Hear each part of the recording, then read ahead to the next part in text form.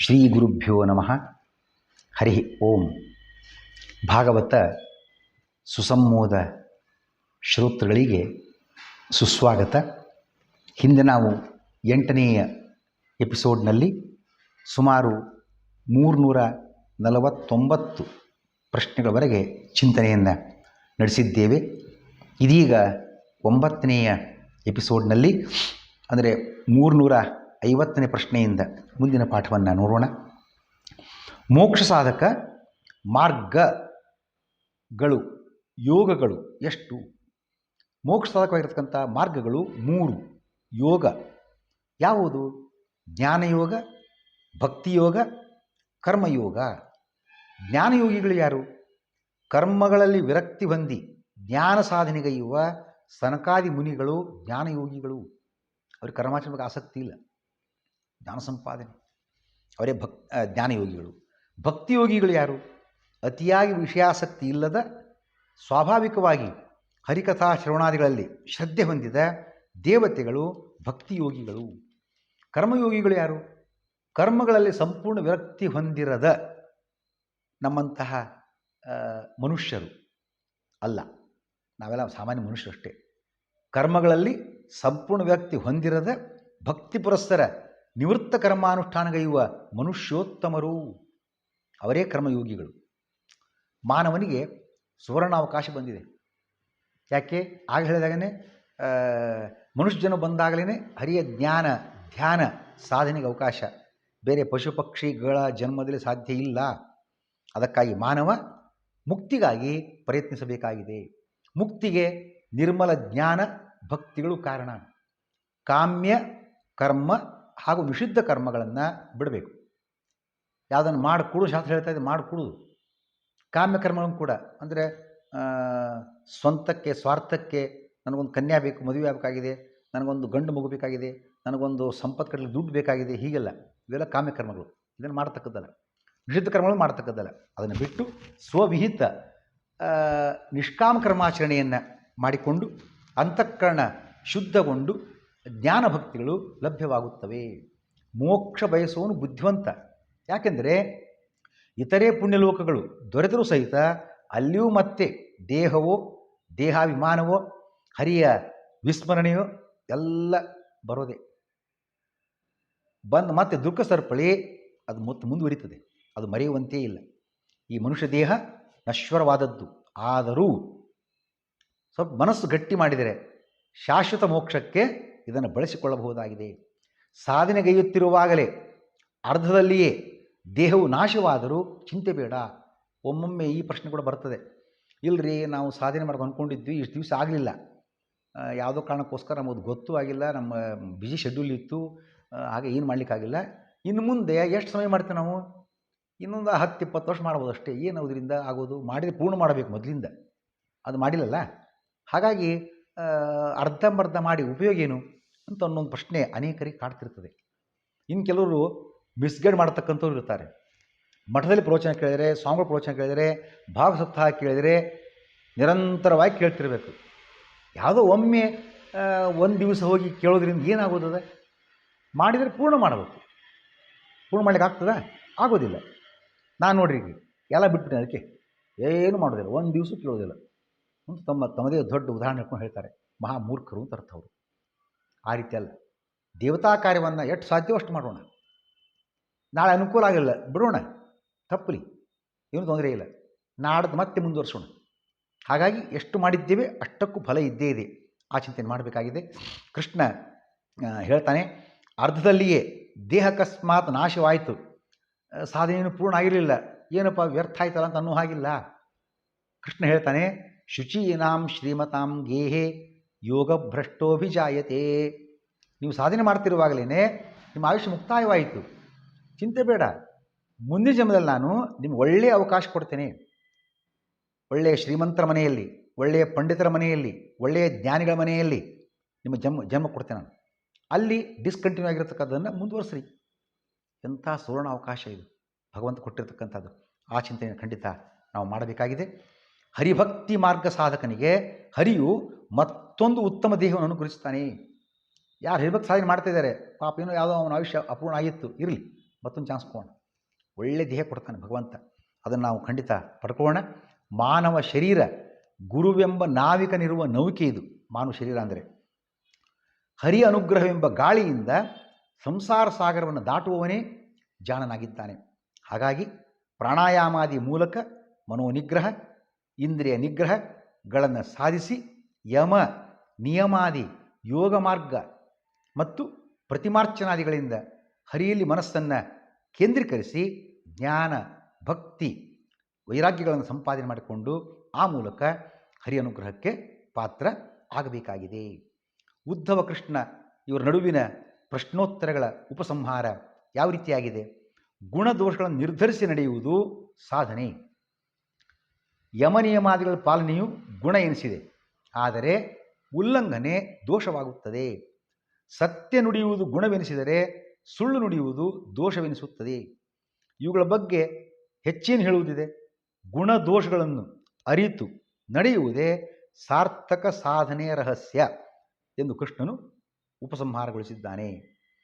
ಇಲ್ಲೊಂದು ಮಾತು ಬಂತು, ಏನು ವೇದ ಹೇಳ್ತಾ ಇದೆ ಅದರ ಪ್ರಕಾರ ನಡೀಬೇಕು, ಏನು ವೇದ ಮಾಡಬೇಡ್ರಿ ಅಂತ ಹೇಳ್ತಾ ಇದೆ ಅದನ್ನು ಬಿಡಬೇಕು. ಅಂದರೆ ವೇದ ವಿಹಿತವಾದುದು ಅನುಸರಣೆ ಮಾಡಿದರೆ ಅದು ಗುಣ, ವೇದ ನಿಷಿದ್ಧವಾದುದನ್ನು ನಾವು ಬಿಟ್ಟುಬಿಟ್ರೆ ಅದು ದೋಷ. ಆ ರೀತಿ ತೀರ್ಮಾನ ಮಾಡಬಹುದಾ? ವೇದ ಏನು ಹೇಳಿದೆ ಆ ಪ್ರಕಾರ ನಡೆದಿದ್ದೇವೆ. ಆಹಾರ ಸಂಧ್ಯಾಮುಪಾಸೀತ, ಸಂಧ್ಯಾವಂದನೆ ಮಾಡಿರಿ, ನ ಕಲಂಜಂ ಭಕ್ಷೇತ, ಆಮೇಲೆ ನ ಸುರಾಂಪಿ ವೇದ್, ಮದ್ಯಪಾನ ಮಾಡಬೇಡ್ರಿ, ಇತ್ಯಾದಿ ಇತ್ಯಾದಿ. ಹೀಗೆ ವೇದ ನಿಷಿದ್ಧವಾಗಿರ್ತಕ್ಕಂಥದ್ದನ್ನು ಬಿಡುವುದು ದೋಷ. ಹಾಗಾದರೆ ವೇದ ವಿಹಿತ ಅದು ಗುಣ, ವೇದ ನಿಷಿದ್ಧವಾದುದು ದೋಷ ಅಂತ ತೀರ್ಮಾನ ತಗೋಬೋದಾ? ನೋ, ಆ ತೀರ್ಮಾನವನ್ನು ತಗೊಳ್ಳೋ ಹಾಗಿಲ್ಲ. ಯಾಕೆ? ಹರಿಗೆ ಪ್ರಿಯವಾಗಿದ್ದರೆ ಗುಣವಾಗ್ತದೆ, ಹರಿಗೆ ಅಪ್ರಿಯವಾಗಿದ್ದರೆ ದೋಷವಾಗ್ತದೆ. ಹೀಗೆಯೇ ಗುಣದೋಷಗಳನ್ನು ನಿರ್ಧರಿಸಬೇಕು. ಹರಿಗೆ ಪ್ರಿಯ ಅಪ್ರಿಯ ಎಂಬ ಹಿನ್ನೆಲೆ ಇಲ್ಲದ ಕೇವಲ ವೇದ ವಿಹಿತವಾದುದು ಗುಣ, ವೇದ ನಿಷಿದ್ಧವಾದುದು ದೋಷ ಎಂಬ ನಿರ್ಧಾರವೇ ದೋಷಪೂರಿತ. ಸುಂದರವಾದ ಮಾತು, ಲಕ್ಷ್ಯ ಕೊಡಬೇಕಾದ ಮಾತು. ಮೇಲ್ನೋಟಕ್ಕೆ ಅನಿಸಿಬಿಡ್ತದೆ, ಏನು ವೇದ ಹೇಳಿ ಮಾಡ್ತಾ ಇದ್ರು, ಇನ್ನು ತಪ್ಪೇನಿದೆ ಅಂತಿಕೊಂಡು ಅಂತ. ಅಲ್ಲ, ಈ ವಿಚಾರಗಳು ಗುಣದೋಷ ಅನ್ನುವ ಬ್ರಹ್ಮನಯ ಹಾಗೂ ದೋಷೋತ ಅನ್ನುವ ಪಾರಾಯಣ ಗ್ರಂಥ ಸಾಕಷ್ಟು ವಿವರಣೆ ಮಾಡಿದ್ದನ್ನು ನಾವಲ್ಲಿ ನೋಡಬಹುದಾಗಿದೆ. ಆ ವಿವರಣೆಯಲ್ಲಿ ನಮಗೆ ಕಂಡು ಬರ್ತಾ ಇದೆ.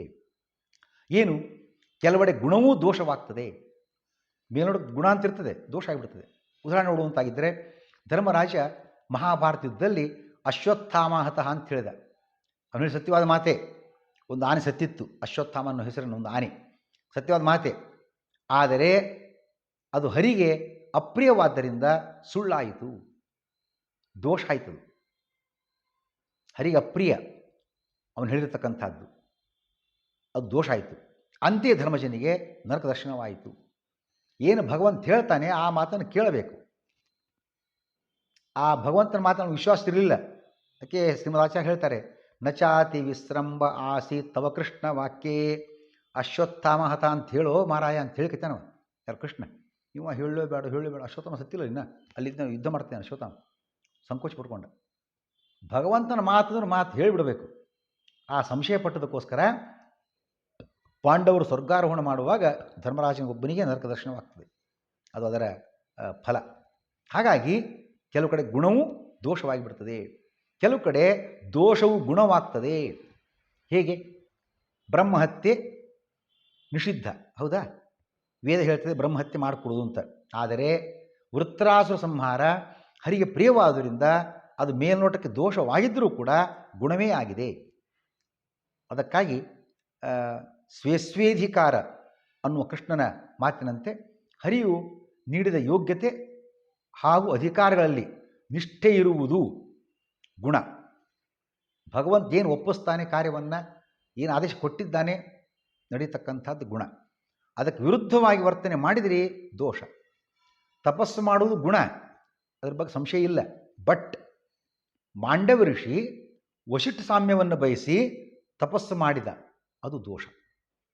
ಅಯೋಗ್ಯ ಸಂಪ್ರಾಪ್ತಿ ಕೃತ ಪ್ರಯತ್ನ ದೋಷಾತ್ ಅನ್ನೋ ಮಾತನ್ನು ಶ್ರೀಮದಾಚಾರ್ಯರು ತಾತ್ಪರ್ಯ ನಿರ್ಣಯದಲ್ಲಿ ಹೇಳ್ತಾ ಆ ಮಾತನ್ನು ನಾವು ಗಮನಕ್ಕೆ ತಂದು ಕೊಟ್ಟಿದ್ದಾರೆ. ಹಾಗಾಗಿ ಏದಮಾನದ್ವಿಟ್ ಮತ್ತೊಂದು ಮಾತು ಅಂದರೆ ಯೋಗ್ಯತೆ ಮೀರಿದ ಅಯೋಗ್ಯ ಪುಣ್ಯ ಸಂಪಾದನೆಯನ್ನು ಹರಿಯು ಜೀವನ ಒಳಿತಿಗಾಗಿಯೇ ತಡೆಯುತ್ತಾನೆ. ಇಂದ್ರನು ಗೌತಮರಿಂದ ಶಾಪ ಸ್ವೀಕರಿಸುವಂಥದ್ದು ಈ ಕಾರಣಕ್ಕಾಗಿ. ಇಂದ್ರನಿಗೆ ಶಾಪ ಕೊಡ್ತಾರೆ ಗೌತಮ ಮಹರ್ಷಿಗಳು. ಆ ಶಾಪದಾನ ಸ್ವೀಕಾರ ಮಾಡಿದ ತಾನಾಗಿಯೇ. ಯಾಕೆ? ಗೌತಮರ ಪುಣ್ಯವನ್ನು ಕಸಿಯಬೇಕಾಗಿತ್ತು. ಹರಿವು ವಿಧಿಸಿದ ಅಧಿಕಾರ ಕಾರ್ಯಾದಿಗಳನ್ನು ನಾವ್ಯಾರೂ ಮೀರುವಂತಿಲ್ಲಪ್ಪ. ಪ್ರಿಯವರ್ತ ರಾಜ, ಪ್ರಿಯವರ್ತನಿಗೆ ಬ್ರಹ್ಮ ಹೇಳ್ತಾನೆ, ಅವನು ಮೊದಲು ರಾಜ್ಯ ಬೇಡ ಅಂತಿದ್ದ, ನಾನು ತಪಸ್ ಮಾಡಿ ಕಾಡಿನಲ್ಲಿ ಇರ್ತೇನೆ ಅಂತಿಕೊಂಡು ಅಂತ. ಭಗವಂತನ ಆದೇಶವನ್ನು ಮೀರ್ತಕ್ಕಂಥದ್ದೇ ದೋಷದಾಯಕ. ಆದ್ದರಿಂದ ನೀನು ರಾಜನಾಗಬೇಕೆಂಬುದು ಹರಿ ಇಚ್ಛೆ, ಇನ್ಕ್ಲೂಡಿಂಗ್ ಮೈಸೆಲ್ಫ್. ಯಾರೂ ಭಗವಂತನ ಆಜ್ಞೆಯನ್ನು ಮೀರೋ ಹಾಗಿಲ್ಲ. ಹಾಗಾಗಿ ರಾಜ್ಯವನ್ನು ಸ್ವೀಕಾರ ಮಾಡು ಎಂದು ಬ್ರಹ್ಮದೇವ ಪ್ರಿಯವರ್ತನಿಗೆ ಉಪದೇಶಿಸಿದ್ದು ಈ ಕಾರಣಕ್ಕಾಗಿ. ಇಂದ್ರನು ಮಾತ್ರ 100 ಅಶ್ವಮೇಧ ಯಾಗ ಮಾಡಬೇಕಂದ್ರೆ ಭಗವಂತನಿಗೆ ಪ್ರಿಯ, ಉಳಿದ ಯಾರು ಮಾಡುವಂತಿಲ್ಲ. ಅದು ಭಗವಂತ ಪ್ರಿಯವಾದ್ದಲ್ಲ. ಅಂತೆ ಅದು ಗುಣ. ಇಂದ್ರ ಮಾತ್ರ 100 ಅಶ್ವಮೇಧ ಯಾಗ ಮಾಡಿದರೆ, ಇತರರು ಅಂದರೆ ಪೃಥುಚಕ್ರವರ್ತಿನೋ ಬಲಿಚಕ್ರವರ್ತಿನೋ ಆ ರೀತಿ ಮಾಡತಕ್ಕಂಥದ್ದು ದೋಷವೇ ಆಗ್ತದೆ. ಅದಕ್ಕಾಗಿ ಪೃಥುಚಕ್ರವರ್ತಿ ಮಾಡಿದ್ರೂ ಆಗಲಿಲ್ಲ 100 ಅಶ್ವಮೇಧ ಯಾಗ, ಅದು ದೋಷ. ಅಷ್ಟೇ ಅಲ್ಲ, ಮಹಾಭಾರತ ಯುದ್ಧದಲ್ಲಿ ಕರ್ಣನ ರಥ ಹೂತು ಹೋಗಿತ್ತು.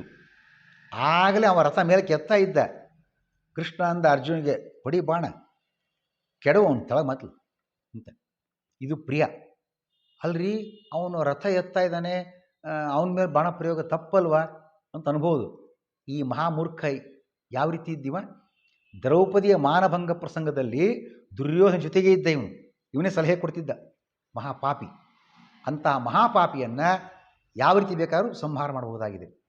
ಅದಕ್ಕೆ ಭಗವಂತ ಹೊಡಿ ಬಾಣ, ಕೊಂದಾಕವನನ್ನು ಅಂತ ಬಾಣ ಪ್ರಯೋಗ ಮಾಡಲಿಕ್ಕೆ ಹೇಳಿದ, ಸಲಹೆ ಕೊಟ್ಟ. ಅದನ್ನು ಯೋಚನೆ ಮಾಡೋದು. ಹಾಗೆಯೇ ಮಹಾಭಾರತ ಯುದ್ಧದ ಕೊನೆಯ ಭಾಗದಲ್ಲಿ ದುರ್ಯೋಧನ ಕೂಡ ಪ್ರತಿಜ್ಞೆ ಮಾಡಿದ್ದ, ಮೊದಲು ನಿನ್ನ ತೊಡೆಯನ್ನು ಮುರಿದು ಸಂಹಾರ ಮಾಡ್ತೇನೆ ಅಂತ. ಯುದ್ಧದ ನಿಯಮದ ಪ್ರಕಾರ ಸೊಂಟದ ಕಡೆ ಹೊಡೆಯುವಂತಿಲ್ಲ, ಗದಾಯುದ್ಧ ನಿಯಮದ ಪ್ರಕಾರ. ಆದರೆ ಈಗ ಅದು ನಿಯಮ ಮೀರಿಯೂ ಸಹಿತ ತೊಡೆ ಹೊಡೆದಿದ್ದಾನೆ. ಅದು ಹರಿಗೆ ಪ್ರಿಯ ಗುಣ. ಯಾಕೆ? ದುಷ್ಟ ಸಂಹಾರದಲ್ಲಿ ನಿಯಮ ಪರಿಪಾಲನೆ ಬೇಕಿಲ್ಲ. ಯಾರೋ ವೀರಪ್ಪನ್, ಅವನು ಮಹಾಪಾಪಿ, ಅವನು ಕೊಲ್ಲಬೇಕಾಗಿದೆ, ಅವನನ್ನು ನೋಟಿಸ್ ಕೊಟ್ಟಿದ್ದೀರಾ? ಅದಕ್ಕೆ 15 ದಿವಸನೋ 21 ದಿವಸನೋ ಟೈಮ್ ಕೊಟ್ಟಿದ್ದೀರಾ ಅಂತೆಲ್ಲ ಕೇಳಲಿಕ್ಕಾಗ್ತದೆ? ನೋ. ದುಷ್ಟರ ಸಂಹಾರ ಮಾಡುವಾಗ ಯಾವುದೇ ಪರಿಪಾಲನೆ ಇಲ್ಲ. ಹರಿದ್ವೇಷಿ ಹಾಗೂ ಅವರಿಗೆ ಯಾರು ಸಹಕರಿಸ್ತಾರೆ ಅಂಥವರ ಸಂಹಾರವೂ ಸಹಿತ ಧರ್ಮ. ಇದೇ ಗುಣ. ಮಹಾಭಾರತ ಯುದ್ಧ ನಡೆದಾಗ ಗೀತಾ ಭಾಷ್ಯದ ಪ್ರಾರಂಭದಲ್ಲಿ ಶ್ರೀಮದ್ ಆಚಾರ್ಯರು ಹೇಳ್ತಾರೆ, ರಾಘವೇಂದ್ರ ಸ್ವಾಮಿಗಳು ಗೀತಾ ಭಾಷ್ಯಾರ್ಥ ಸಂಗ್ರಹ ಅದರಲ್ಲೂ ಹೇಳ್ತಾರೆ, ಏನು? ಭಗವದ್ವಿಟ್ ತದನುಬಂಧಿ ನಿಗ್ರಹ ಸರ್ವೋಪಿ ಧರ್ಮ. ಯಾರು ಭಗವಂತ ದ್ವೇಷವನ್ನು ಮಾಡ್ತಾ ಇದ್ದಾರೆ ಅವರನ್ನು ಕೊಲ್ಲುವುದು, ಆ ಭಗವಂತ ದ್ವೇಷ ಮಾಡತಕ್ಕಂಥ ವ್ಯಕ್ತಿಗಳಿಗೆ ಯಾರು ಸಾಥ್ ಕೊಡ್ತಾರೆ ಅವರನ್ನು ಪೀಸ್ ಮಾಡುವುದು ಧರ್ಮವೇ ಆಗ್ತಾ ಇದೆ. ಅದಕ್ಕಾಗಿಯೇ ದ್ರೋಣಾಚಾರ್ಯ ಅಂಥವರು ಸಹಿತ ಅವರನ್ನು ಕೊಂದರೆ ಪಾಪ ಇಲ್ಲ ಅಂತ ಭಗವಂತ ಹೇಳಿದ ಕಾರಣಕ್ಕೋಸ್ಕರ ಈಗ ಅವರು ದುರ್ಯೋಧನ ಪಕ್ಷದಲ್ಲಿ ನಿಂತ್ಕೊಂಡಿದ್ದಾರೆ. ಯಾರು? ದ್ರೋಣಾಚಾರ್ಯ ಮುಂತಾದವರೆಲ್ಲ. ಅದಕ್ಕಾಗಿ ಅದು ಗುಣವಾಗ್ತಾ ಇದೆ. ಭೀಷ್ಮ ದ್ರೋಣಾದಿಗಳ ಸಂಹಾರವು ಗುಣ ಎನಿಸಿದುದು ಅದು ಹರಿಗೆ ಪ್ರಿಯವೆನಿಸಿದ್ದರಿಂದ. ಭಗವದ್ವೇಷಗಳು ಯಾರು ಸಾಥ್ ಕೊಡ್ತಾ ಇದ್ದಾರೆ ಅವರನ್ನು ಸಂಹಾರ ಮಾಡುವುದು ಗುಣವೇ ಆಗಿದೆ ಅನ್ನೋ ಮಾತು ನೋಡ್ತಕ್ಕಂಥದ್ದು. ಮಹಾಭಾರತದ ಒಂದು ಪ್ರಸಂಗ, ಯಾರೋ ಒಂದಷ್ಟು ಜನ ಕಳ್ಳರು ಕಳ್ಳತನ ಮಾಡಿ ಅರಮನೆಯಲ್ಲಿ ಓಡ್ತಾ ಇದ್ದರು. ರಾಜಭಟರು ಹಿಡಿಲಿಕ್ಕೆ ಅಂತ ಬರ್ತಾರೆ. ಅವ್ರು ಬಂದು ಯಾವುದೋ ಒಂದು ಕಾಡಿನಲ್ಲಿರ್ತಕ್ಕಂಥ ಋಷಿ ಆಶ್ರಮ ಹೋಗ್ಬಿಟ್ರು ಅಲ್ಲೇ ಒಳಗೆ. ಆಗ ಕಳ್ಳರನ್ನು ಹುಡ್ಕೊಂಡು ಬಂದರು. ಆ ಋಷಿ ಆಶ್ರಮದಲ್ಲಿ ಸೇರಿಕೊಂಡ್ರು. ಅವರು ಇಲ್ಲಿರ್ತಕ್ಕಂಥ ಋಷಿ ನೋಡಿದ್ದ, ಅಲ್ಲಿ ಹೋಗಿದ್ದನ್ನು. ಕಳ್ಳರು ರಾಜನ ಸೇವಕರು ಹುಡುಕ್ಲಿಕ್ಕೆ ಅಂತ ಬರ್ತಾರೆ, ಅಲ್ಲಿ ಸೇರಿಕೊಂಡಿದ್ದರು. ಆಗ ಕಳ್ಳರ ಆಕ್ರಮಣ ತಪ್ಪಿಸಿಕೊಳ್ಳಲು ಅಡಗಿಕೊಂಡಿದ್ದ ಋಷಿಗಳ ಸ್ಥಳವನ್ನು ಅರಿತ ಮತ್ತೊಬ್ಬ ಋಷಿ ಸತ್ಯ ಹೇಳಬೇಕೆಂಬ ಕಾರಣದಿಂದ, ಋಷಿಗಳೆಲ್ಲ ಎಲ್ಲಿ ಹೋದ್ರಿ ಇಲ್ಲಿ ಅಂತ ಕೇಳ್ತಾನೆ. ಇಲ್ಲೇ ಇದ್ದಾರೆ ನೋಡಿ ಅಂತ ಹೇಳಿಬಿಡ್ತಾನೆ. ಹಾಗಾಗಿ ಆ ಕಳ್ಳರು ಅಡ್ಸ್ಕೊಂಡ್ಬರ್ತಾರೆ ಋಷಿಗಳನ್ನು. ಅವ್ರು ಯಾವುದೊಂದು ಆಶ್ರಮಕ್ಕೆ ಹೋಗ್ತಾರೆ. ಈ ಋಷಿ ನೋಡ್ತಾನೆ ಅವ್ರು ಕಳ್ಳರಲ್ಲಿ ಹೋಗಿದ್ದು, ಋಷಿಗಳಲ್ಲಿ ಹೋಗಿದ್ದು. ಕಳ್ಳರು ಬಂದು ಕೇಳ್ತಾರೆ, ಋಷಿಗಳೆಲ್ಲೋ ಬಂದ್ರಲ್ಲಿ ಎಲ್ಲಿ ಹೋದ್ರು ನೋಡಿ, ಅಲ್ಲಿದ್ದಾರೆ ನೋಡಿ ಹೇಳ್ಬಿಡ್ತಾನೆ. ಸತ್ಯ ಹೇಳಬೇಕಲ್ವ? ಕಳ್ಳರೇ ಸತ್ಯ ಹೇಳೋದಲ್ಲ, ಕಳ್ಳರೇ ಸುಳ್ಳೇ ಹೇಳಬೇಕು. ಇದು ಅವನೇನು ಮಾಡ್ದ? ಸತ್ಯ ಹೇಳಬೇಕು ಅಂತ ಹೇಳ್ಕೊಂಡು ಅಲ್ಲಿ ಆ ಋಷಿಗಳು ಅಂತೆಲ್ಲ ಹೇಳಿದ ಆ ಕಳ್ಳರು ಅವನು ಕೊಂದು ಹಾಕಿಬಿಡ್ತಾರೆ. ಈ ಋಷಿಗೆ ಸತ್ಯ ಹೇಳಿದ್ದೇನೆ ಅಂತ ಅಂದ್ಕೊಂಡಲ್ಲ, ಇವನಿಗೆ ನರಕವಾಗ್ತಾ ಇದೆ. ಹಾಗಾಗಿ ಅದಕ್ಕೆ ವ್ಯಾಸರಂದರು ಸತ್ಯಸ್ಯ ವಚನಂ ಶ್ರೇಯ ಸತ್ಯ ಜ್ಞಾನಂತ ದುಷ್ಕರಂ. ಸತ್ಯ ಮಾತಾಡೋದೇ ಸುಲಭ, ಸತ್ಯ ಯಾವುದು ಯಾವುದು ಅಲ್ಲ ತೀರ್ಮಾನ ಮಾಡೋದು ಭಾಳ ಕಷ್ಟ. ಅದೇ ಗುಣ. ಕಳ್ಳರೊಂದಿಗೆ ಸತ್ಯ ನುಡಿ ಗುಣ ಅಲ್ಲ. ಯಾಕೆ? ಅದು ಹರಿಗೆ ಪ್ರಿಯವಲ್ಲ, ಆದ್ದರಿಂದ ಅದು ದೋಷವೇ ಆಗ್ತಾ ಇದೆ. ಹಾಗಾಗಿ ವೇದ ಹೇಳಿದೆ ಅನ್ನೋ ಕಾರಣಕ್ಕೆ ಅದು ಗುಣ ಅನ್ನೋ ಅರ್ಥ ಅಲ್ಲ, ವೇದ ಬೇಡ ಅಂತ ಹೇಳಿದೆ ಅದು ದೋಷ ಅನ್ನೋ ಅರ್ಥ ಆಗಿಲ್ಲ.